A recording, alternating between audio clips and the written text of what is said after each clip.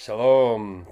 So here, this little video is just about explaining very quickly what the meaning of burden of love is. It actually came to me about 15 or so years ago.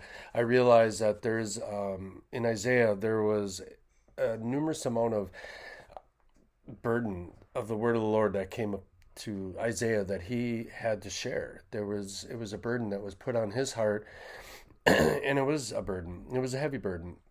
It costed him his life eventually, and but it was necessary because it was true. These burdens over and over, as it's written about, like in Isaiah 13, where it talks about the burden against Babylon, for instance.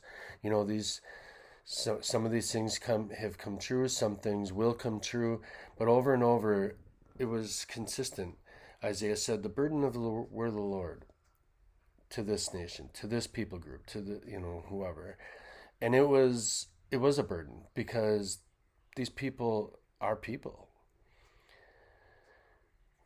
Judgment is a hard thing because love is connected to it. Because if you don't judge sin, it grows. It grows and it grows and it grows, and it ends up until it gets to a point where it's so terrible that the only way is to destroy that nation. And I know that's hard to fathom in our world today, but it's the direction we're headed. Just for example, child slavery, or women caught up in slavery, modern day slavery. It's a terrible thing, and what do we do about it? You can't just let it go. You can't just simply say, well, kumbaya, I love you, and it's all going to be okay. But yet there are times when people do want to heal. They do want to be fixed. They want to have what's broken within them healed, I guess. And so I decided to do this burden of love to try and get that message across. This is the best way I can, as God leads me and God teaches me. I would like to do this to show that, yeah, we are broken people, but yes, God does love us.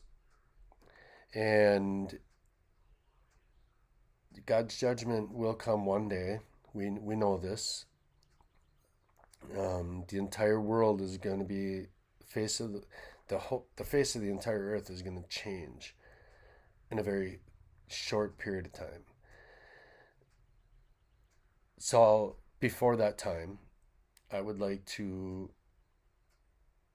bring God's good news that those who believe in Him can be saved, and that this judgment that's coming is very real.